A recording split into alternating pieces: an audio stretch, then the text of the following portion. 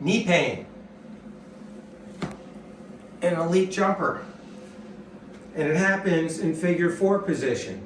Piriformis stretches creates knee pain from the lateral aspect. It's not the knee. What it is, it's tightness in the external rotators. All right? The piriformis, obturator internus, your external rotators. There is also loss of joint play in external rotation, Laguerre position. So we adjusted the hip socket. We did some Doller class guided shock wave over those external rotators. All right? And let's do the figure 4. How's that feel? That's crazy. I could not do this. I'm so serious. I could not do this. Any pain in your knee? No, How long's your knee pain been bothering you? since late August.